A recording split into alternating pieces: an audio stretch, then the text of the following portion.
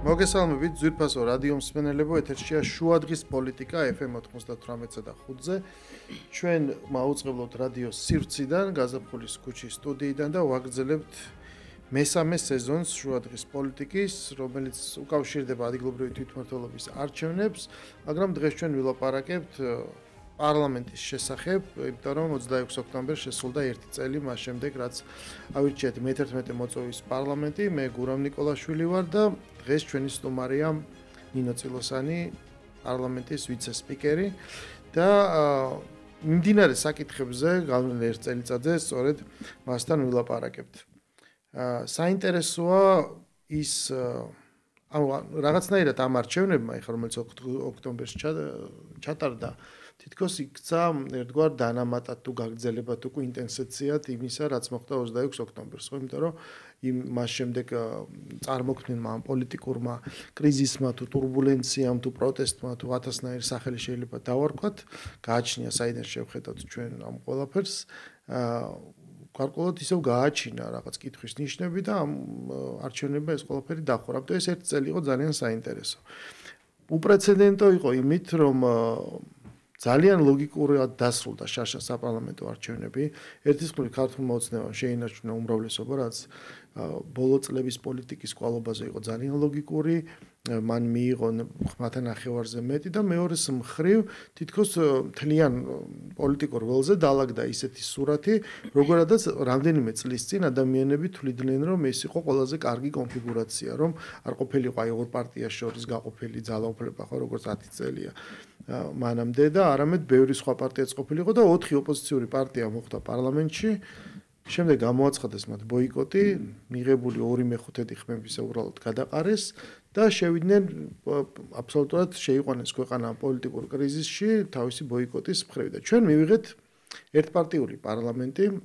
ნუ ბევრი თქვი, ესე 99 ხმით და რაც თავარია, გათვლა იყო ისიც, რომ ეს ტირამ არ ყოფილა, ხო, ესეთი პრეცედენტი, რომ აი ამდენი ადამიანი არ შევიდა და აი პარლამენტი ალბათ ჩამოიშლება, ვერ შეძლებს და ერთმა წელმა გაიარა და ჩვენ ვნახეთ, რომ ამან არ შექმნა არანაირი განსხვავება, პირიქით, ბევრად ეფექტური გახდა საქმიანობა. იმ მხრივ, რომ სინქრონში ხელისუფლება სხვადასხვა შტოები, საპარლამენტო და აღმასრულებელი სინქრონში აგრძელებენ იმ საქმიანობას, რასაც ქვია ქვეყნის მართვა, მისი განვითარება და მთელი რიგი ფუნდამენტური პოლიტიკების. ანუ პირველ რიგში დავიწყოთ ეს 1 წელი როგორ შეიძლება რომ შევაფასოთ.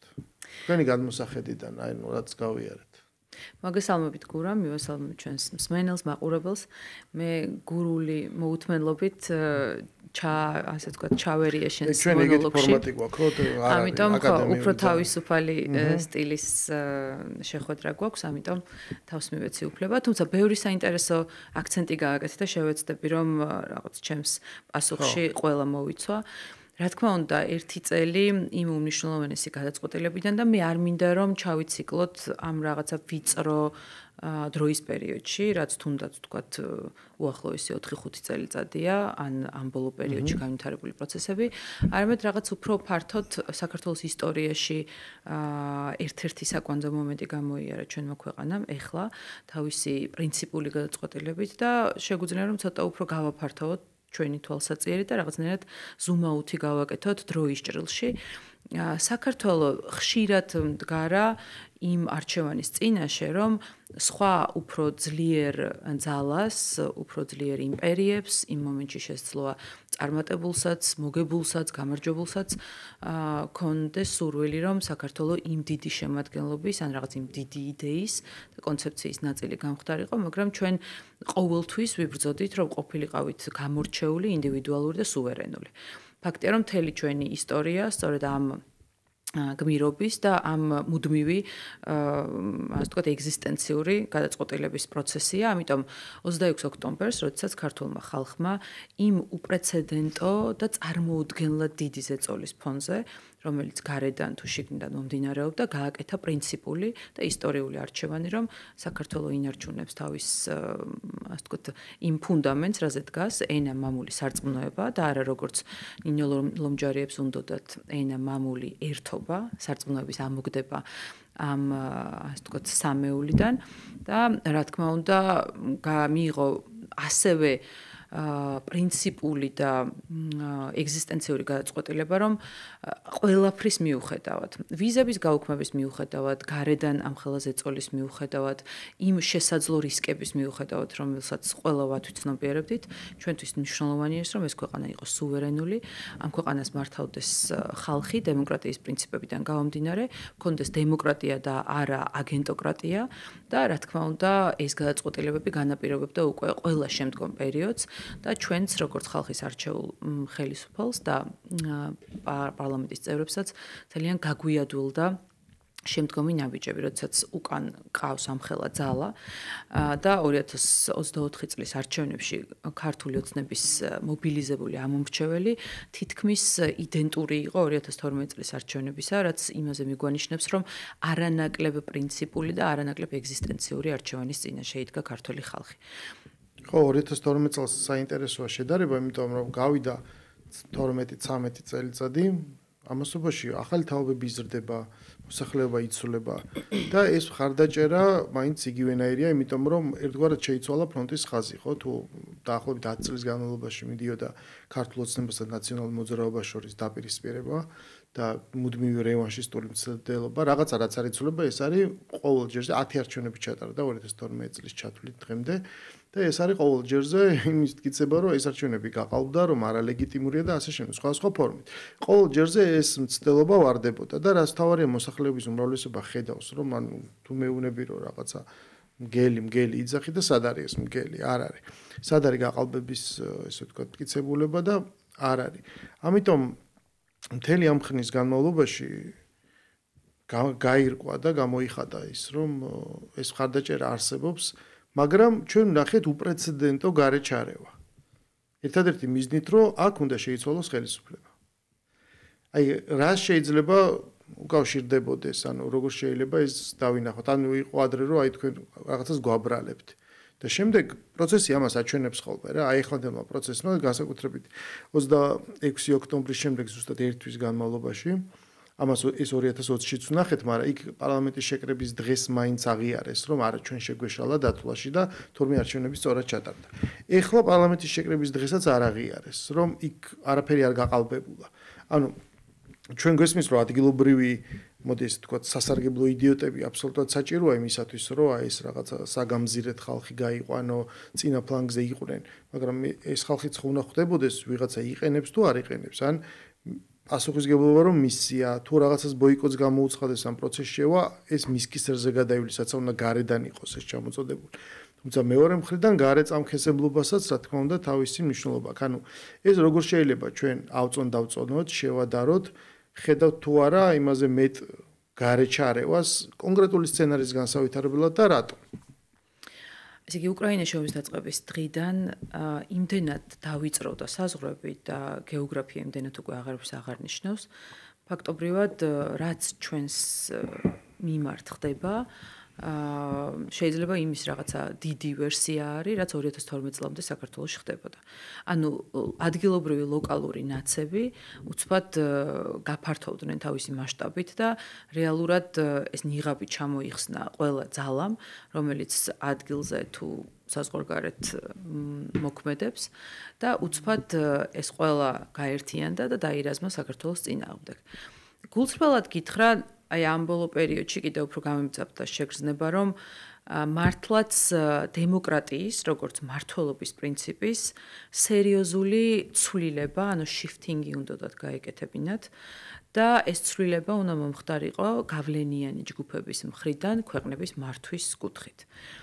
მე ძალიან ხშირად მონაწილეობდი სხვადასხვა საზღვარგარეთ ფორმატებში და გაეროს ერთ-ერთი და არა ერთი რამდენიმე ფორმატის ხილვისას უკვე უსიამოვნო შეგრძნება დამეუფლა, როდესაც ხელისუფალს უსმენდნენ ქვეყნების ხელისუფლებებს და მთავრობის წარმომადგენლებს, მაგრამ მათთვის ამ მთავრობის წარმომადგენლის მოსმენა იყო მეორეხარისხოვანი და რეალური რეპორტი და რეალური ასე ვთქვათ ამბის მიმტანი ამ პლატფორმებზე იყო NGO სექტორი. ფაქტიურად მთელი ამ სტრატეგიით, რაც მათ ჰქონდათ დამუშავებული, ქვეყნებში, მსგავსად საქართველოსი, მათ ჰქონდათ ალტერნატიული ხელისუფლებების შექმნილი. იქ იყო გარემოს დაცვის მიმართულებით, სასამართლოს მიმართულებით, იურისპრუდენციის მიმართულებით, ეკონომიკის, ასე შემდეგ, მათი NGO, ასე ვთქვათ, სისტემა რომელთაც უნდა ჩაინაცვლებინათ ხელისუფლებები და ჩვენ ვიხილეთ ეკაგიგაურები და საიას ხელმძღვანელები და ასე შემდეგ, როდესაც პარლამენტის წინ იდგნენ და გვეუბნებოდნენ თურმე მათ უნდა გაუკეთონ ფორმირება ალტერნატიულ მთავრობას და რეალურად ისინი უნდა ყოფილიყვნენ ხელისუფლება და არა ხელისუფალი, რომელიც აირჩია ხალხმა. ეს პროცესი იმდენად მძაფრად მიემართებოდა უკვე ამ ცვლილებისკენ, რომ ან ქვეყანას და სახელმწიფოს უნდა დაეყენებინა პრინციპულად საკითხი, რომ ეს არის კლასიკური გაგებით დემოკრატია და სუვერენული სახელმწიფო, ან ბოლომდე იყო გადაშვებული იმ რაღაც გარე ძალების მართვაში, რომელშიც სამწუხაროდ არ მინდა კონკრეტული ქვეყნების დასახელება, მათ შორის ერთ-ერთი მათგანი უმძიმეს მდგომარეობაში იმყოფება იმ საომარი პროცესებიდან გამომდინარე, რომელიც არის, თუმცა ამ ქვეყანაში საუბედუროდ გადაწყვეტილებებს ვერ იღებს იქაური მაცხოვრებელი. სრულად ჩაკეტეს ომის რეალობაში, სადაც გაუქმებული არის როგორც პოლიტიკური პარტიები, როგორც არჩევნები, როგორც მედია საშუალებები და თურმე ეს ქვეყანა აჩვენებს დემოკრატიის უმაღლეს ხარისხს. აი ეს ძალიან კარგად გვაჩვენებს, როგორი ფატალური შედეგი შეიძლება მოყოლოდა თუ დროულად არ გამოფხიზლდებოდით და არ ამოვიღებდით ხმას ამ ყოველფრის წინააღმდეგ. ეხლა საინტერესო საკითხი გაიხსენეთ, როდესაც ზუსტად ომის დაწყების შემდეგ იყო, რომ აი საქართველოს რაღაცა ან საკმარისად მხარე არ აირჩია, ჩვენ რაღაცას ვაკლებთ უკრაინასთან სოლიდარობის თუ დახმარების კუთხით, რატომ არ უზრუნველყოფთ, რომ ჩარტერით მოხალისეები გაიგზავნონ და ეს ყველაფერი გვახსოვს, ეს ხო მომხდარი ისტორია. სხვათა შორის, ეგრე გუშინდელიც აღარ ახსოვთ ხოლმე, ეხლა როცა ჭირდებათ პოლიტიკურ რიტორიკაში, გუშინდელ მომხდარსაც არ გაიხსენებთ. თითქოს არც 4 ოქტომბერი ყოფილა, არც პრეზიდენტის შტურმი ყოფილა. ანუ რაღაცები რო ხდება, მედია ახერხებს, რომელიც უკვე შერწყმულია პოლიტიკასთან, რომ ეს უბრალოდ მიაჩვენოს, არ შემჩნევა. თითქოს ეს ყველაფერი არ ყოფილა რა. ანუ თვეების მანძილზე მაგალითად გადატრიალება, აჯანყება და რევოლუცია იყო დაანონსებული, თავის კულმინაციას მიაღწია და არა, ეხლა ეს ყველაფერი ისე გავაგრძელოთ, თითქოს არაფერი. სხვა შორის იქ თავის დროზე ლენინმა გააკეთა, მას ვიხსენებ ხოლმე რა, ყოველ ჯერზე, როცა ჩაუვარდებოდა ხოლმე გადატრიალება, მე თითქოს არაფერი არ მომხდარა და ისინიც ესე ვთქვათ აძლევდნენ საშუალებას ბოლოს სანამ მართლა არ გააკეთა ეს გადატრიალება, ხო? ერთი სასახლის მასშტაბში. ხო და მე ერთი კითხვა მაქვს რა. აი ჩვენ ხედავთ აი ამ გააქტიურებულ და მთლიანად პოლიტიზირებულ და დღეს უკვე აი მრავალჯერადი გაკოტრების შედეგად რა პარტიებიც დარჩნენ, ანუ პრაქტიკულად თამაშგარე მდგომარეობაში შინაარს დაკარგული, NGO სექტორი ამათთან შედარებით კიდევ უფრო მაღლა დგას. ის რაც არის, ის მიუხედავად მთელი დემონიზებისა და იმ თავისი ტოქსიკურობისა, რაც გააჩნია. და რატომ არ ხდება ტრანზიცია? ანუ ეს ხალხით უკვე ესეთი მნიშვნელოვანია, ესეთ წარმოადგენენ აქ რაღაც ევროპულ ორიენტაციას თუ ასე შემდეგ. რატომ არ ხდება მათი კონვერტაცია პირდაპირ პოლიტიკურ პარტიებად, პოლიტიკური დღის წესრიგით და რაღაცნაირად ამითი შემოსვლა ამ დღის წესრიგში. ანუ მე ეს დღებია მუდმივად ვფიქრობ მარტივ მოცემულს, ანუ რა არის მოწინააღმდეგი სტრატეგია. მე კი მაქვს ჩემი ვერსია ეს რაც არის, მაგრამ რა არის სტრატეგია, როდესაც არსებობს მხოლოდ ორი ფორმა პოლიტიკაში მონაწილეობის. ან ეს არის ძალადობრივი, როგორც შეიძლება იყოს, რევოლუცია, რაღაც ხუნტა, პუჩი, გადატრიალება, სისხლიანი გინდა თუ სისხლო გინდა, ეს არის ერთი გზა, ძალადობრივი. მეორე მშვიდობიანი, რასაც ქვია, მშვიდობიანი ყოველთვის არის საარჩევნო. ამაზე უარია ნათქვამი. პირველი არ გამოსდით. და რატომ არ ხდება ამ ხალხის რაღაცა კუთხით მაშინ კონვერტაცია? ანუ რატომ არ შემოდის მაშინ რა არის ეს სტრატეგია და ტაქტიკა, რასაც ჩვენ უპირისპირდებით? ფაქტია, რომ ძალადობრივი გადატრიალების ნოვაციური მეთოდი აქვთ არჩეული, ეს არის ფსიქოლოგიური ძალადობა, რომელსაც ისინი ადამიანებზე ახორციელებენ და რაში გამოიხატება ეს? რაც შეიძლება დიდი ტყუილი უნდა მოიგონო, ეს არ არის ახალი ტაქტიკა. და ამ დიდი ტყუილის პირობებში ბოლომდე უნდა ამტკიცო ეს სიგიჟე, ისეთი როგორც მაგალითად ამერიკული ფარას კანონი, რომ რუსული ყოფილა ჩვენ შემთხვევაში და ამერიკის შემთხვევაში ფარა არის, ან ქართული ოცნება, რომ პრორუსული ხელისუფალია, ან პრორუსულს რა უჭირს, აღარ არის პრორუსული, პირდაპირ რუსულია და კრემლიდან იმართება და აქ არის ჩელიაბინსკი. ხო, აი ეს რადიკალური ბრუტალურად რეალობას აცდენილმა ბრალდებებმა რაღაცნაირად უნდა გამოიწვიოს კოგნიტური დისონანსი და ამით რაღაც კუთხით მათ უნდა მოემხროთ ალბათ ადამიანები, თუმცა გათვლა ალბათ სტანდარტულ შემთხვევაში მუშაობს და ჩვენ ვიცით ქვეყნები სადაც ამან იმუშავა, მაგრამ საქართველოს არასდროს არ იყო სტანდარტული შემთხვევა და არ ვიცი ყველაზე უკიდურეს სოფელშიც კი მიუხედავად იმისა, რომ შეიძლება ორი უნივერსიტეტი არ ქონდეს დამთავრებული, სახალხო სიბრძნე აქვთ ადამიანებს და ეს სიბრძნე რაღაცა შეგრძნებების დონეზე სწორ არჩევანს და სწორ გადაწყვეტილებას აკეთებინებს ქართულ ხალხს. ამის მიუხედავად მიყრუებულ სოფელში უფრო რეალურია, იმიტომ რომ ის რეალობასთან აქვს შეხება და მას რთულია ფსიქოლოგიური ზემოქმედება. პირიქით ორ უმაღლეს ბჭყალებში დამთავრებულ ადამიანებზე მოქმედებს და ჩვენ ხედავთ რამდენიმე ათას ადამიანს, რომელსაც ღრმად წამს აი ამ რეალობის რაც ახლა აღწერეთ. აი ხა ამ ნაწილზეც რო გადავიდეთ. ეს არის ადამიანები, ვინც მოწამლეს რაღაცა იდეით, ააჟიტირეს ამ იდეით და იმდენად რაღაცნაირად აი გადაუსწორეს აზროვნება, რომ იმის იქეთ უკვე ალტერნატივა აღარ განიხილება. რა გონია ფიცოზე თავდამსხმელი, დონალდ ტრამპზე თავდამსხმელი, ეს ადამიანებიც რაღაცა კუთხით იყვნენ სასარგებლო იდიოტები, შესაძლოა საერთოდ არ დასტურდება მათი პირდაპირ მიზანმიმართული დავერბოვკება იმ კუთხით, რომ ეს უნდა გაეკეთებინათ, თუმცა იმდენად გატენეს გარემო და მათი გონება და აანთეს იმ იდეით, რომ თითოეულ მათგანს შეეძლო, რომ ყოფილიყო მხსნელი თუ ადამიანის ლიკვიდაციას მოახდენდა და ჩვენ არაერთი გვინახავს ქართულ რეალობაშიც, ხო?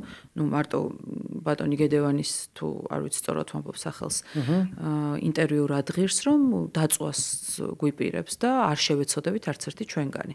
ანუ ეს არის დამახინჯებული აზროვნების, მოწამლული აზროვნების ადამიანების ერთობა, რომელიც ყველაზე რაღაცა ისეთი ღირსეული იდეით დააწყებინეს, თუნდაც ან განათლება, ან რაღაც ამ თემაში შესვლა და ბოლოს მივიდნენ სექტამდე, იმიტომ რომ ზუსტად რელიგიასავით განიხილავენ, რომ უალტერნატივო არის, ანუ ვერ ხედავენ, ვერ ეხებიან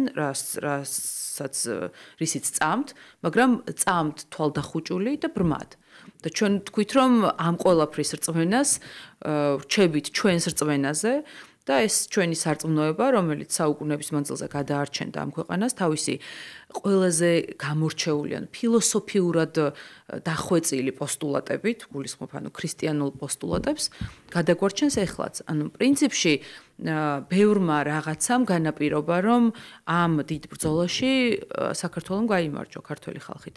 ძალიან რაღაცის პათეტიზმში გადავედი, მაგრამ ეს არ იყო მარტივი ბრძოლა, სადაც უბრალოდ რაღაცა ესე დადებული ფაქტების გაანალიზება გჭირდებოდა. აქ უნდა ქონოდა ძალიან დიდი რწმენა და დიდი ემოცია საკუთარი ქვეყნის მიმართ, იმიტომ რომ ამის გარეშე ვერ წახვიდოდი იმ თავგანწირვაზე, რომელიც ჩვენ კი არა, თითოეულმა ჩვენმა მოქალაქემ გაიარა. და დღესაც გადის დიდი ბრძოლა თავის ისინი არ გაცლიან, რომ არც ვკითხულობ ხოლმე ხო მათ დაწერებს, ანუ იმ ადამიანებსაც არ ახსლიან მშვიდად ცხოვრებას, ვისაც უნდა უბრალოდ ეს სიმშვიდე, ეს ითვლება რაღაცნაირად კოლაბორაცია და ასე შემდეგ. ხო, ანუ ეს უნდა იყოს მუდმივად განმანიზირებული რა ეს პოლიტიკური პროცესი. მე შარშან მახსოვს წლის ბოლოს იქ მე მგონი გახარიას პარტიამ და თვითონ გახარიამ გამოაქვეყნა მთელი დოქტრინა, რომ ეხლა ჩვენ უნდა გავიაროთ რაღაცა ფაზები რა, ჯერ ეს არის სანქციების, შემდეგ უნდა იყოს რაღაც სხვადასხვა რაღაც იზოლაციის, delегитимაციის სხვა ფაზები და ბოლოს ჩვენ გავიმარჯვებთ. ნუ სადღაც ზაფხულში მან აღიარა, რომ მთელი ეს ფაზები ჩავარდა და ამან არ იმუშავა რა. ამიტომ ეხლა ეს რო გამახსენდა, მე გადავხედე აი ბოლო 1 წლიან განვითარებას, ხო? 26 ოქტომბრამდე ყველაფერი იყო კარგად. ანუ ისინი დადიოდნენ, იძახდნენ, რომ ეს არჩევნების სისტემა ისეთია, რომ არაფერი არ დაიკარგება, არაფერი ვერ გაყალბდება, ამის უბრალოდ კადრებიდან მტკიცებულებები არსებობს, ხო ესეა. შემდეგ ამ სისტემამ პირველად იმუშავა, რამაც აი სპეკულაციის ფანჯარა დახურა, როცა მთელი ღამე ყველა მთელი საქართველო რო არ რეფრეშებს ამ CSGO-ს იმას ვებგვერდს და რო იჭედება ბოლოს და ველოდები როდის გამოქვეყნდება რაღაც შედეგები და სტატისტიკა და როდესაც ყველაზე მეტი სპეკულაცია იბადება და ამ დროს ხდებოდა ხოლმე, ხო, ამ განწყობით манипуლირება, ეს სივრცე დავიწყროვდა უბნების დახურვიდან საათ ნახევარში გამოქვეყნდა საკმარისი პირველადი შედეგი, რაც კონფიგურაციის საშუალებას იძლეოდა. და მათ უცებ ნახეს, რომ ეს არჩევნები წააგეს. შემდეგ დაჭირათ ერთი დღე აზრზე მოსასვლელად და შემდეგ თუ გახსოვთ სალომე ზურაბიშვილთან შეიკრიბნენ და მგონია რომ იქ რაღაცნაირად მიხვდებიან რომ ეხა ეს მოცემულობა რაც არის მათთვის არის მიღწევა და ამას მიიღებენ ამის ნაცვლად გამოდიან ეძახიან რომ არა ეს არჩევნები გაყალბდა დაურეკეს თავის უცხოელ მოკავშირეებს და მათ უთხრეს რომ ეხა სასწრაფოდ დაიწყეთ ჩვენ გეთანხმებით გაყალბდა და ეხა დაიწყეთ მტკიცებულებების პოვნა შემდეგ დიდხანს ვერ ჩამოყალიბდნენ ხო რა როგორ და რას ეძებდნენ მაგრამ ეს იყო პირველი ფაზა 26 ოქტომბრიდან ანუ არჩევნების გაყალბებულად ცნობის და აი კამპანია და პროტესტი ამაზე აწყობილი რომელიც ჩვენ გვახსოვს როგორ მიინავლა და ჩავარდა ხო ბოლომდე არ გამწყდარა მაგრამ მაინც ნელ-ნელა ამ მხარდაჭერა დაკარგა იმიტომ რომ ვერაფერი ვერ წარმოადგენს შემდეგი ფაზა იწყება აი ამ ღია გამოსვლების და არიქა როდესაც მოხდა ანუ აქ მისე არ შეიმჩნიეს ეს არჩევნები და მათ პირდაპირ ჩვენ ნახეთ ეუთოზე ზეწოლაც კი რომ სხვანაირი ის უნდა დაეწერა და სამი ანგარიში გამოქვეყნდა ხო შუალედური დასაწყისი და საბოლოო და როგორ იცვლებოდა თანათანობით ამ ზეწოლის ქვეშ მათი ენა და შემდეგ ჩვენ ვთქვით რომ იცით თუ თქვენ არ ცნობთ პრაქტიკულად ეგრე გამოვიდა რა აი ამ პარლამენტს ну მაშინ ჩვენ 28-ში აღარ ვივლით თქვენი დღის წესრიგით, ვივლით ჩვენი დღის წესრიგით. ხო რა თქმა უნდა ჩვენ ისევ ვაგრძელებთ ევროინტეგრაციას, მაგრამ უკვე აი ამ წესებით რა ეს ყოველ ჯერზე სასპეკულაციო ამ დღის მოლაპარაკების გახსნას არ გავხდით და შემდეგ დაიწყო უკვე ეს ცხელი ფაზა, ხო? რაღაც გადატრიალების, შტურმის, შეტევის და დაწვის, რომელიც ასევე ჩავარდა შემდეგ. მე ვნახეთ აი ეს თავარი რაც თქვი რომ ბულინგის შეურაცხყოფის აი ამ სანქციების დელეგიტიმაციის ეს ფაზა სადაც იანვრიდან ივნისის ჩათვლით და შემდეგ უკვე დაიწყო აქტიური საზოგადოებრივი აზრის მობილიზება იმისთვის რომ ეხლა საჭირო აჯანყება რევოლუცია და ეს განცხადებებით იყო სავსე და ეს მეოთხე ფაზა უკვე კულმინაციას მიაღწია 4 ოქტომბერს ბოლოს ესეც ჩავარდა 4 ოქტომბრის შემდეგ იწყება, არ ვიცი, რაღაცა უკვე აბსოლუტურად სიურეალისტური და შიზოფრენიული ფაზა, იმიტომ რომ მათ ნახეს ყველანაირი დღის წესრიგი გაკოტრდა და უკვე აი რაზია პროტესტი ხშირად ვკითხულობ ხოლმე, უკვე ვეღარ ხვდები. მე ანუ უკვე იქცა რომ ეს არის უწყვეტი პროტესტი. ამის შიგნით რა დევს მე უკვე აღარ მესმის. ხვდები, ანუ მოთხოვნა რა არის მე ვერ ხვდები, ვინ ითხოვს. აი თქვათ მეუნებია რომ იქნებ ვის უნდა დაველაპარაკოთ. ვინ არის მეორე მხარე? ანუ ეს შინაარსი ნელ-ნელა გადნა, მივიღეთ ერთი უსახური რაღაცნაირი ჭრელი გარკვეული მასა, რომელსაც ერთი სახე არ აქვს, ხო მინეს კი არ ვაყენებ შეურაცხყოფას, იქ თითოეული ინდივიდია წარმოდგენილი, რომელსაც თავის არჩევანს აკეთებს, მაგრამ ეს ადამიანები გაუგებარია რა ნიშნით, ხო, რომელიც უკვე მართლა გავს რაღაცნაირად პროექტს, ხო, რომ არ უნდა იყოს ეს სახე არ უნდა ქონდეს, სახელი არ უნდა ქონდეს, მოთხოვნა არ უნდა იყოს, არაფერი. უბრალოდ პროტესტი. ანუ 4 ოქტომბრიდან დღემდე ეხლა რაც გრძელდება, ეს როგორ შეიძლება დავახასიათოთ და აღწეროთ. აი შეგრძნება მაქვს რომ რაღაც აი ფირი რო ჩაიხვევს და რომ ვერც გამომცვლელიც რო შემცვლელიც რომ არ ყავს და რაღაც გადამტვირთავიც. ფაქტიურად ესე აქვს ჩახვეული სცენარს. რომ ეს ადამიანები ზომბებივით უნდა გამოვიდნენ, დადგნენ, მიუხედავად იმისა, რომ 100-მდეც კი ვერ იკრიბებიან ხშირ შემთხვევაში, ანუ მოათავონეს რაღაც, ჩაამთავრონეს თავიანთი რიტუალი, სექტური და წავიდნენ სახლებში. ანუ იქ მერე ვიღაცას განარიდებენ, ვიღაცას კანონშეზომისად უპასუხებენ. ეს იქეთ დამატებითი გვერდითი მოვლენებია. ანუ ის დამუშავებული სცენარი, რომელიც გარედან იყო გაწერილი და აქ ფაქტიურად ამის განხორციელებას უყურებდით, გაიჭედა და შემცვლელიც ამ ფირის შემცვლელიც არ არსებობს, იმიტომ რომ უკვე ვეღარ მიხვდნენ როგორ შეიძლება იმოქმედონ ქართულ ხალხზე. მოდით ახლა დავიწყოთ საიდანაც შენ დაიწყე ქრონოლოგია. უპირველეს ყოვლისა ძალიან ამაყივა რომ ჩვენმა პოლიტიკურმა გუნდმა და ირაკლი გობახიძე არის რა თქმა უნდა მთლიანად აი ამ პოლიტიკის მწარმოებელი გააკეთა რომ ყველა შესაძლო ინტერპრეტაციის თუ სპეკულაციის ხრელი რაც შეიძლება არჩევნებთან დაკავშირებით ყოფილიყო ყველა ასე ვთქვათ ამოვავსეთ და არანაირი საშუალება აღარ დარჩათ რომ მათ რაიმე სპეკულაცია გაეგრძელებინათ. მათ შორის ძალიან საინტერესო იყო თვითონ გაჟონვა, ბიულეტენზე მელანის თუ მარკერის გაჟონვასთან დაკავშირებით 4 ოქტომბრის არჩევნებზე კაცი შვილს აღარ უხსენებია ეს, მაშინ თურმე პრობლემა იყო ეს, რომ რაღაცა ხილვადი გახდა არჩევანი და ეხლა ამაზე აღარც იყო საუბარი, რამაც კიდევ უფრო სასაცილო გახადა ის არგუმენტი. და 300.000 ხმა და კარუსელი. აი, რეალოს კამერები რო ეყენა იქ ბრიფინგზე ვნახე, მე უბანზე აღარ დავკვირვები ვარ იყო თუ არა, მაგრამ აი იპოვა კარუსელი. სწავლობთ იმუშავა, რაც თავარია სალომე ზურაბიშვილის ასე ვთქვათ სიძულვილით ახსავსე განცხადება კარუსელთან დაკავშირებით ყველას გვახსოვს, რაღაც გავიმეორებ. და მოკლედ წინა საარჩევნო პერიოდმა კარგად დაგვანახა, რომ მთელი დაწოლის წერტილი არა აქ ადგილობრივ უკვე ხელმოცარულ აგენტურაზე, არამედ გარედან წამოსულ განცხადებებზე წავიდოდა. გულისხმობ წინა საპარლამენტო არჩევნების პერიოდს. თქვენ ხედავდით, რომ არავინ არ დადიოდა ამ მრჩეველთან, არავინ რაღაც განსაკუთრებულ კამპანიას არ აწარმოებდა, მთელი კამპანია იწარმოებოდა გარეთ განცხადებების უცხოელი ევროპარლამენტარი თუ ამერიკის სახტების წარმომადგენლების მხრიდან და მთელი ეს ფსიქოლოგიური ზეწოლა მოდიოდა სწორედ გარედან. უკვე ამის ფონზე ცხადი გახდა, რომ მათი ტაქტიკური გადალაგება არა შიგნით ამ აგენტურის რაღაცა ტაქტიკური გადანაცვლებით ან ჩანაცვლებით, ან როგორც ჩვენ თქვით, NGO სექტორიდან ვიღაცების აქეთ შემოყვანით. არამედ მთლიანად გადავიდოდა საქართველოს ევროკავშირში გაწევრიანების იდეაზე და იმ მართლა მნიშვნელოვან big idea-ზე, რომლითაც ჩვენს მოსახლეობას წლებია ვაცხოვრებთ, ხო?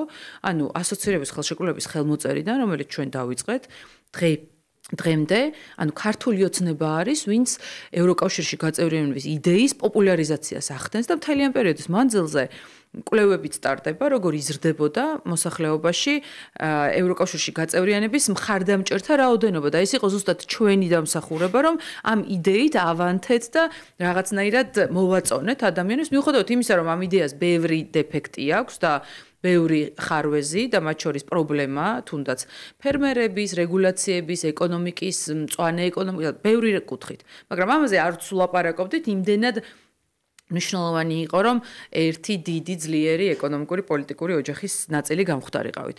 როდესაც ამ ერთ ძლიერ გაერთიანებაში გარკვეულმა პოლიტიკურმა ძალებმა გადაწყვიტეს, რომ ზუსტად იმ ღირსეული იდეით დაერტყათ, რომლისკენაც ჩვენ პირიქით ძალიან ერთგულად მივდიოდით, მივხვდით, რომ ამის საშუალება არ უნდა მიგვეცა და პირიქით ჩვენ გავხეთქეთ ეს რაღაცა მახინჯი ბუშტი და ვთქვით, რომ თუ აპირებთ, რომ საქართველოსთან დაკავშირებით სერიოზული გადაწყვეტილება მიიღოთ, ჩვენ დღესვე მზად ვართ, რომ მოვაწეროთ მოლაპარაკებების ეტაპს ხელი, მაგრამ ამით სპეკულირების საშუალებას არ მოგცემთ. აი, აქედან იწყება უკვე მეორე სერია, პირველი იყო ეს რუსული კანონი, რომელიც ამერიკის შეერთებული შტატების ელჩმა დაბრენდა პიარულად და მეორე სერია, რომ საქართველომ გადაუხვია იმ რაღაცა ევროკავშირის გაწევრიანების იდეას, რომელიც ჩვენივე შემოქმედება იყო, ხო, ქართულ ოცნებას გულისხმობ. რა თქმა უნდა, ესეც დიდი ფარსი იყო და როდესაც აქ ერთი ჩვეულებრივი მოქალაქე უყურებს, რომ ყველაფერს აკეთებს ქვეყანა ამ იდეის განსახორციელებლად. არაფერი არ დაუშავებია. არჩევნები სამართლიანად ჩატარდა, ვერავინ ვერ გვიდასტურებს საწინააღმდეგოს. ეუთოოდირის დასკვნა ამბობს, რომ სამართლიანი და კონკურენტუნარიანი იყო, მაგრამ ამის მიუხედავად თავს ესხმიან უკვე არა მარტო ჩვენ, არამედ ეუთოოდირს აბულინგებენ, მის ხელმძღვანელს არ უშვებენ ქვეყანაში და აი ეს დიდი უსამართლობის რაღაცა ტალღა მოედინება. რა თქმა უნდა, ეს გამოიწვევდა იმ რეაქციას, რაც 4 ოქტომბერს უკვე მეორე რაუნდზე ქართველმა ამორჩეულმა გვანახა. თითქმის ისეთივე აქტივობა იყო, რაც საპარლამენტო არჩევნებზე, რაც უპრეცედენტო არის, იმიტომ რომ თვითმმართველობის უფრო მაღალსაც, იმიტომ თვითმმართველობის არჩევნები უფრო დაბალ აქტიურობიანია და რაღაც კოეფიციენტით რო გადათვალო, ეს ნიშნავს, რომ ეს არის გაზრდილი მხარდაჭერა, რაც ის ოპოზიციური ძალები თვითონაც უნდა მიხვდნენ, რომ მათი კატასტროფული და რაღაცა განმეორებადი შეცდომა სპირალიაში შევიდნენ და შეცდომაზე უმატებენ. ხო ჯერ ტყუილის მოგონება გაყალბების, მერე ვითომ საერთო კანდიდატი, მერე ბოიკოტი, მერე ბოიკოტის გავრცელება ამ არჩევნებზეც ვერანაირი შეთანხმება. ეს ყველაფერი არის ჯერ ბოიკოტი, მერე შემოსვლა ნაწილი პარტიების, ხო, ეს ყველაფერი არის ერთი დიდი შეცდომა. კი, არა თანმიმდევრული, არა ნორმალური და მეორე არის, რომ აქ ადამიანი რომ უყურებს სრულებით სხვა რეალობას და გარედან გვარწმუნებენ სხვას, რა თქმა უნდა, გიჩნდება ბრაზი. და ამ ბრაზის გამოხატულება იყო ყველა ჯერზე აი ეს დიდი მობილიზაცია ქართველი ამომრჩევლის და ის გამარჯვება, რომელიც ამ ხალხთან ერთად ჩვენ მივიღეთ, ხო? მაგრამ საინტერესო არის როგორ გრძელდება პოლიტიკური ცხოვრება. როგორ შეიძლება გაგრძელდეს? თავიდანვე შენს მონოლოგში თქვი, რომ თითქოს ერთპარტიული არჩევნები, პარლამენტი. მე ვერ ვიტყოდი ამას. დავიწყოთ იქიდან, რომ პარლამენტის შემადგენლობა საკმაოდ მრავალფეროვანია, თუ არ ჩავთვლით იმასაც, რომ პარლამენტში არის ორი განსხვავებული პოლიტიკური ჯგუფი და იცით ხალხის ძალა და ევროპელი სოციალისტები, რომლებიც თავისი იდეოლოგიით, ანუ რაღაცა საკითხების მიმართ განსხვავებულობით, რა თქმა უნდა, სრულებით აცდენაში არიან ქართულ ოცნებასთან, გულისხმობ ანუ განსხვავებულობას და მეორე, თავად ქართულ ოცნებაშიც რაც ჩვენ პარტიას რაღაც კუთხით მართლა უნიკალურს და ამდენი ხნის მანძილზეც მუდმივად არჩევაც ხდის, არის რომ ჩვენივე პარტიის შიგნით ხდება ხოლმე მუდმივი გაჯანსაღების პროცესი. მე არ მინდა, რადგან უფრო გლობალურ და პოლიტიკურ საკითხებზე ვსაუბრობ, ჩავეხო იმ გახმაურებულ საქმეებს, კორუფციასთან თუ არალეგალურად მიღებული თანხების გათეთრებასთან დაკავშირებით, მაგრამ რეალურად ის ფაქტი, რომ რაღაც ეტაპზე პარტია თავად იწყებს საკუთარ წიაღში რაღაცა პრობლემების დანახვას და აღმოფხვრას, მაშინ როდესაც ეს რეალურად ოპოზიცია უნდა გააკეთოს, მაგრამ ამას ვახერხებთ ჩვენ თვითონ. არა, ხო, მოუწია ქართულ ოცნებას შეეთავსებინა ის ფუნქცია, რაც ანუ მოდი ასე ვთქვათ, რომ ეს დადებითი, ასე ვთქვათ, ტრენდია. დადებითი ტრენდია ნამდვილად და მისასალმებელი ალბათ ერთი ამორჩევლის გადმოსახედიდან. ამას წმინდა კომუნიკაციის ნაწილზე რო გადავიტანო, ეს სხვა მის პროექცირება იყო, რომ ხშირად იყო, აი ამ რაღაცაეთ ჩახვეულ აქციაზე, რომელიც თავის ბუნებით სრულიად ანტიევროპულია. იმას ეძახიან პროევროპულ აქციებს და ეს არაფერი კავშირი არ აქვს პროევროპულთან, იმიტომ რომ ევროპა რასაც ლაპარაკობს გაერთიანებაზე, თანხმობაზე, მშვიდობაზე, არჩევანის პატივისცემაზე, ჯგუფებს შორის უმრავლესობა თუ უმცირესობა პატივისცემაზე, ყველაფერი ამის საწინააღმდეგო არის. გამოგონილი რაღაც ისტერიით, რომ აიმე ხვალ საბჭოთა კავშირში ბრუნდებით, ამის გამო ადამიანებმა მოაწყვეს აქ აბსოლუტურად სრული აგრესიის რაღაც შადრევანი ერთმანეთის რაღაც დაჭმა, ბულინგი, ხე ერთმანეთსაც ჭამენ, იქ აღარ ყოფნის ოპონენტი, ერთმანეთსაც ეწინააღმდეგებიან, ანუ დროზე ადრე მოიყვანეს ის რაღაცა ჯოჯოხეთი, რითაც გაშინებენ. ბოდიში, გურამ, აი საბჭოთა კავშირზე რომ აი ხალხს ეშინია საბჭოთა კავშირში ბრუნდებით. ანუ საბჭოთა კავშირი უბრალოდ სიტყვა ან ტერმინი ხო არ არის. ამ საბჭოთა კავშირის უკან იყო ის, რაც არ მოგწონდა, რა არ მოგწონდა. დირექტიული პოლიტიკა, შენ ქვეყანაში დამოუკიდებლად გაწყვეტილების ვერ მიღების ფაქტორი, ის რომ გარედან წყვეტდნენ შენს სრულ კონფიგურაციას და შემადგენლობას და ყველაფერი ის ცუდი, რაც ხდებოდა, ანუ სიტყვის თავისუფლების აკრძალვაც, ხო? აქაც საბოლოო ჯამში იქეთ მიდის და მიდიოდა პროცესები, რომ გადაწყვეტილება შენ თვე უნდა მიგეღო, სუვერენული არ უნდა ყოფილიყავი, ხელისუფალი მათ უნდა აერჩიათ, ვინც უნდა და ისეთიც კი შეეძლოთ მოეყვანათ, როგორც ნაციონალური მოძრაობა, ქართველი ხალხისთვის სრულიად წარმოუდგენელი პოლიტიკური დაჯგუფება და სიტყვის თავისუფლება, თურმე რაღაცას არასწორად რომ აკეთებენ ამას რომ იტყვი და აღნიშნავ ეს ნიშნავს თურმე ევროპაზე და ევროკავშირზე თავდასხმას და ამის გულისთვის უნდა დაგასანქცირონ. ამაზე დიდ უსამართლობას მე არ ვიცი, ხა ფაქტიურად რომ შეადარო, პრინციპულად შეიძლება იმ მიდგომებში, რომელსაც ეხლა ვხედავთ, დიდი განსხვავება არც იყოს იმასთან შედარებით, რაც არ მოგწონს, რაც გადავაგდეთ და რისიც გვეშინია. აზროვნების მსჯელობის, დიალოგის, დისკუსიის გაუქმება, პოლიტკორექტულობის საბაბით აკრძალვა, რუსული პროპაგანდა ამორჩა, ანუ ვიღაცას ჯიბეში უდებს ექსკლუზივი რაღაცის ბირკა, რომ მიაკრას თაგივით, რომ ეს არის რუსული და მორჩა, ის ხდება დემონიზირება და ამას თვითონ წყვეტს. დასანქცირებული ადამიანები რისთვის ვართ დასანქცირებული, ვინმე გვეტყვის? ანუ რა კანონ დარღვევა ჩავიდინეთ, რა რაღაც საერთაშორისო სამართლის დარღვევა ჩავიდინეთ, არ არსებობს ესეთი. აი ეს დასანქცირება არის ზუსტად იმისთვის, რომ რასაც ისინი გიბრძანებენ, იმას არ აკეთებ.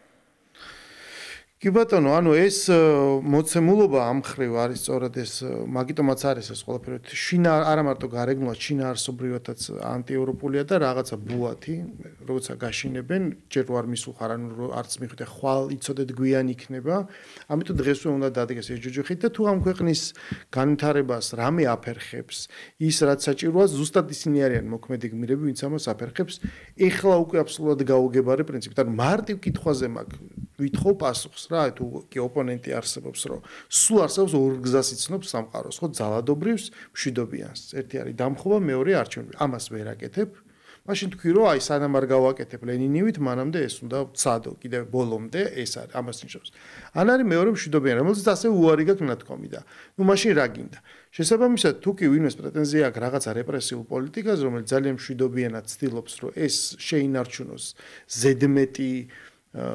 ზედმეტობის გარეშე, ეს ვთქვათ, ეს ვითარება, ამას აკეთებს ქართული ოცნება სწორედ, რომელზეც უწინასწარმეტყველებს, რომ ეს არის ისეთი სუსტი, რომ აი მალეც და ჩამოიშლებიან, დაჭამეს შიგნით ერთმანეთი და ნუ ისე რომ ამაზე კომენტარიც არ გაკეთებულა, ქართული ოცნება მეორე ხელით დაიწყო რაღაცნაირად აი ეს პროცესი შიგნით, ხო, რაღაც გასწორების იმიტომ რომ ეს ხო ერთი მთლიანი კამპანია ყველას დაავიწყდა ეხლა როცა პრემიერ-მინისტრი გამოვიდა და ილაპარაკა ეკონომიკურ ეფექტიანობაზე, როდესაც ხდება საწარმოების შემცირება, რაღაც დანაზოგის გაკეთება და ჩვენ ვხედავთ პრინციპში ტრანსფორმაციას. დღეს გქონდა 30 ოქტომბერს იქნება თბილისის ახალი საკრებულოს შეკრება, ჩვენ გქონდა ეს წინასწარი შეკრება, სადაც იყო პრემიერ-მინისტრი მოსული და თქვა, რომ ჩვენ ეხლაც ვართ ამ უნიკალურ მონაკოჩი, ან ბოლოს აღარც მახსოვს, როდის იყო, რომ 3 წლის განმავლობაში არჩევნები კონსტიტუციურად არ არის მოსალოდნელი. ესე იგი, მე გაგახსენებთ, როდის იყო 2021 წელს, რომ ჩავამთავრეთ არჩევნები,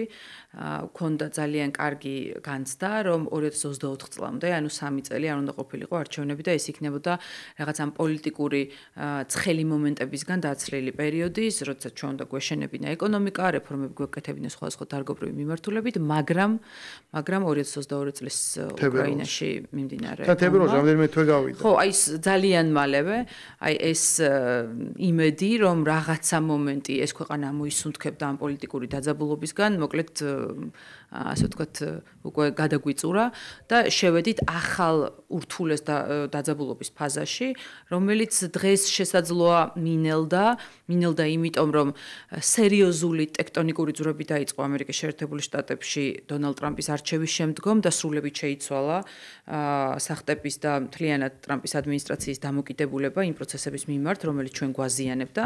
თუმცა რაც ახლა ჩვენზეც ძალიან ნეგატიურად მოქმედებს, ეს არის ევროპის და დასავლეთის ამ ნაწილის მასშტაბით ის პოლიტიკური გავლენები, რომელიც სამწუხაროდ ანტიდემოკრატიულ პროცესებს უწყობენ ხელს. და ის ზეწოლა, რომელიც ჩვენს მიმართ მოდის, რა თქმა უნდა, აი ამ მთლიანი ერთიანი გლობალური ომის პოლიტიკის ფარგლებში. ხო, მაგრამ ჩვენ გარკვეულწილად წინ ვართ, იმიტომ რომ ის რაც სადღაც მერე მოხდა ამერიკაში, აწი მოხდება ევროპაში, იმიტომ რომ იქ ნელა ახლოვდება არჩევნები, ხო, ჩვენ ხედავთ ყოველდღიურად მზარდ კრიზისს, ხალხის უკმაყოფილებას, უკვე ეს ზამთარი იქნება ძალიან მნიშვნელოვანი ამ ენერგეტიკული პრობლემების მხრიდან და ეს არჩევნები წინ არის მთელ რიგ საკვანძო ქვეყნებში, ხო? და ჩვენ ხედავთ იქ ცვლილებას ისეთი პარტიების იდეოლოგიური კუთხით. ჩვენ ეს გარკვეულწილად გავიარეთ უკვე ეს პროცესი. ხო, ანუ ორმაგი არჩევნები, ერთი არჩევანი და შემდეგ აი მეორე, ხო იცი იმაში. თამაშიც ხო არის ხოლმე, აი რაღაცა მე სამართალს რო კიდევ თამაშობ. ეს რაღაც გავიარეთ და ხალხმა აჩვენა რა ეს დამოკიდებულება მთლიანად რაღაცა ურყევად ამ პროცესის მიმართაც ძალის გადამეტება ქვია, სამართლიანობას და კანონის დაცვას კანონიერება ქვია და ეს რაღაცნაირად უკვე შეთანხმებულია რა და ჩვენ ხა უყურებთ რომ აწი უნდა გავაგრძელოთ უკვე რაღაცა ამ მიღწეულის დაცვა. კი, უზომოდ საინტერესო პროცესი გავიარეთ, ალბათ ეს აუცილებლად უნდა გაგვევლო, მათ შორის იმ პოლიტიკური პარტიების აკრძალვითაც, რომელიც 2012-ში უნდა მომხდარიყო, მაგრამ ალბათ ადვილი მისახვედრია ამის საშუალებას არავინ არ მოგცემდა, მაშინ როდესაც მარწუხებივით იყო შემოჭერილი ის გავლენა უცხოური, რომელიც შემდგომში კარგახანი მოუყვებოდა და შემდგომში უკვე NGO სექტორის ბრძანებლობაში გადავიდა და რაღაცა მომენტში გავარღვიეთ ეს მარწუხები, მაგრამ ეს პროცესი რაც ახლა მიმდინარეობს, მათ შორის კანონის უზენაესობა, რომ ელემენტარულად თუ სხვა ქვეყნის შემთხვევაში არ შეუძლიათ ქუჩის გადაკეტვა, ამ შემთხვევაშიც ადეკვატურად უნდა იყოს რეაგირებული. თუ სხვა ქვეყნის შემთხვევაში მოლოტოვის კოქტეილი არის დანაშაული, სროლა, ამ შემთხვევაშიც არის დანაშაული. და ასე შემდეგ და ასე შემდეგ. მაგრამ ძალიან პესიმიზმშიც რომ არ გადავიყვანოთ მსმენელი. ანუ რა ხდება მომავალში? მოდი ამაზე. ხო, ეგ მაინტერესებს, გინდა იგივე. მომავალში ხდება რამდენი წუთის დაგვრჩა 1-5 წუთი ეს კანონების პარტიების აკრძალვის კუთხით და ეს ეს მომავალი რანაირია? მოდი მომავალში ცოტა დიდ სურათში რო გავაანალიზოთ, მომავალში ხდება ის, რომ ევროპა ნელ-ნელა მოიგება გონს, იმიტომ რომ წარმოუდგენელია ერთ-ერთი უძლიერესი აქტორი, როგორც ეკონომიკური, ასევე პოლიტიკური იყოს იმ კრიზისში, რომელშიც ის ახლა არის. წარმოიდგინეთ, რამდენიმე წლის წინ თუ ევროპის წილი სოფლიო ეკონომიკაში 30% იყო, ახლა ჩამოვიდა 17%-მდე და გერმანიის ეკონომიკის ზრდა სადღაც 1-2% რო არის და ევროკავშირის ჯამურად ეკონომიკური ზრდა 0.02 თუ რაღაც აი მიმსგავსებული ციფრი არის, რომელსაც ვერაზროს ვერ წარმოიდგენ, რომ ესეთი შეიძლება ესეთი რეგრესი კონდეს ეკონომიკაში ევროკავშირს ამ მოცემულობაშია. მათ შორის ეროვნული და ხელისუფლებების მოქმედებები ომის დასრულებასთან დაკავშირებით, სხვადასხვა პოლიტიკურ საკითხებთან დაკავშირებით, მათ ამ ქვეყნების ამომრჩეველს უკვე განაწყობს საწინააღმდეგოდ. მათ შორის არაერთი კვლევა ტარდება იმასთან დაკავშირებით, რომ გერმანიის არსებული კოალიცია მათი მოსახლეობის მოსაზრებით მალევე დაიშლება, იმიტომ რომ წარმოუდგენელი არის აი ამ პირობებში გერმანელმა ხალხმა, ამ ძლიერი სახელმწიფოს წარმომადგენლებმა ის არასწორი გადაწყვეტილებები ადეკვატურად მიიღონ და რეალურად მიიღონ, რაც ხდება. ამიტომ ეს პროცესები შესაბამისად გამოიწვევს, რა თქმა უნდა, დრამატულ ცვლილებებს, თუმცა ეს არ იქნება 1-2 წლის ვადაში, ამას ალბათ სხვადასხვა პოლიტიკური არჩევნების ციკლი დაჭირდება და ქვეყნების მიხედვით დაიწყება ამის ცვლილება. ეს პოზიტიურ გავლენას მოახდენს, რა თქმა უნდა, ჩვენს შემთხვევაზე, თუმცა რაც აუცილებლად დამაიმედებელი არის ის, რომ ჩვენ მოვახერხეთ და ევროკავშირისგან დამოუკიდებელ ეკონომიკურ სტაბილურობას ვინარჩუნებთ.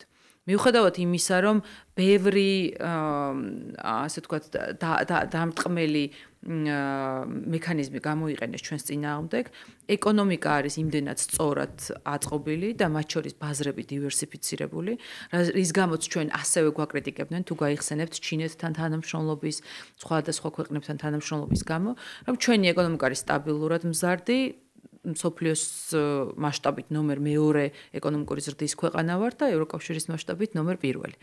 ამიტომ ეს უკვე ძალიან პოზიტიური მოცემულობა არის, რაც მყარ პოზიციებს გვაძლევს იმ დიდ გეოპოლიტიკურ თამაში, რაც არის და მათ შორის ის სტრატეგიული როლი, რომელიც ჩვენია. და ეს დაკავშირებადობა აზიასა და ევროპას შორის არის თავისთავად ის ძლიერი მხარე, რომელიც ჩვენ უნდა გამოვიყენოთ. ნელ-ნელა უკრაინაში მიმდინარე ომი, თუმცა არ გვაქვს იმის მოლოდინი, რომ მალე, მაგრამ ნელ-ნელა წავა დასასრულისკენ. რა თქმა უნდა, რთულია, როგორც უკრაინისთვის, ასევე რუსეთისთვის იმ პოზიციებიდან უკან დახევა, რომელიც მათ ახლა აქვთ და წარმოუდგენელი არის, რომ ამდენი ტერიტორიის ოკუპაციის და დაკავების პირობებში უკრაინის პრეზიდენტმა ახლა განაცხადოს, რომ ყრი ფარხმალს, ამიტომ რა თქმა უნდა ბოლომდე გაწელავენ ამ პროცესს, თუმცა ფაქტია, რომ ამერიკის შეერთებული შტატების პოზიტიური ჩართულობა ამ ომის დასრულებასთან დაკავშირებით ჩვენც ძალიან გვაწყობს და ძალიან გულშემატკივრობთ.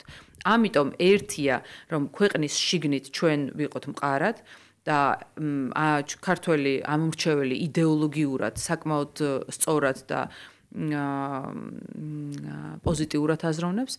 მეორე, ხელისუფალი აკეთებს ყველაფერს, რომ ეკონომიკა იყოს მყარი, რეფორმები გაგრძელდეს, ჩვენს შიგნითვე მოვახერხოთ რაღაცა პროცესების გაჯანსაღება, მათ შორის ეს იქნება კორუფციასთან წინააღმდეგ ბრძოლა, საგანმანათლებლო რეფორმა, ეკონომიკის სხვადასხვა მიმართულებით უფრო მსხვილი ინფრასტრუქტურული პროექტები და ასე შემდეგ, ასე შემდეგ, რაც მიგვიყვანს იქამდე, რომ 2028 წელს ვფიქრობთ, რომ და მათ შორის პოლიტიკური პარტიების, იმ დანაშაულებრივი პოლიტიკური პარტიების აკრძალვა თავისი სუბიექტებიანად, რომ მათ არ შეეძლოთ ისეთ ოდიოზურ პირებს, რომელიც ქმნიდნენ ნაციონალურ რეჟიმს, მათ არ შეეძლოთ სხვა პოლიტიკური პარტიის დასახელებით არჩევნებში მონაწილეობის მიღება. რა თქმა უნდა, ეს უკვე მნიშვნელოვნად გააჯანსაღებს პოლიტიკურ ველს და ვფიქრობ 2028 წლისთვის, როდესაც უკვე შემდგომი საპარლამენტო არჩევნები არის, ჩვენ გვექნება ძალიან ისეთი ჯანსაღი და მშვიდი პოლიტიკური გარემო. ხო, იმედია, მთავარია რომ ჩემი აზრით მე იმას დავამატებ, რომ ის ვინც არ არის ქართული ოცნების ამორჩეველი, ვინც არის ოპონენტი, ის მიხვდება იმას, რასაც ვლაპარაკობ, რომ თუ ამ ქვეყნისთვის რაღაცა სიკეთის დროშით გამოდის და რაღაცა კარგი უნდა, პირველ რიგში აი ამ ფორმით, ამ მახინჯი ფორმით, ამ მრუდე ფორმით წინააღმდეგობის გაწევა მხოლოდ ქვეყანას აზიანებს, თუმცა დანარჩენი ყველა ბრძოლა პირველ რიგში მათივე შეცდომების გამო ქართულმა ოცნებამ მოიგო და მათ უნდა მოძებნონ ახალი ფორმა და ჩამოყალიბდნენ და აერჩიონ. სხვა შორის მე მომწონს, იმიტომ რომ ეს პროცესი დაწყებულია, იქ უკვე ვნახეთ ჩვენ, ეს აქცია იმართება ნელ-ნელა იღიძენს, ეს რაც სწორია, პოლიტიკურ ელფერს გამოდიან პოლიტიკური ლიდერები, აყალიბებენ მოთხოვნებს და ეს არტიკულაცია მნიშვნელოვანია. სხვანაირად ეს მართლა რაღაც შეიძლება ერთგვარ სექტად იქცეს თანამედროვე ფორმის, ხო? და იმედი მაქვს, რომ ეს პროცესი გაგრძელდება და ეს ამავე დროს არის სწორედ დაბადება იმ ახალი რაღაცა პარტიების თუ ამაზე მოთხოვნა არსებობს. ჩვენ დაველოდებით პროცესს, შემდეგ კიდევ გვექნება საშუალება, რომ შევაჯამოთ, როგორ ვითარდება ქართული ახალი ოპოზიციის დაბადების პროცესი. დიდი მადლობა დღევანდელი ეთერისთვის. ჩვენი გადაცემა დასრულებულია და უბრუნდებით ხუთშაბათს.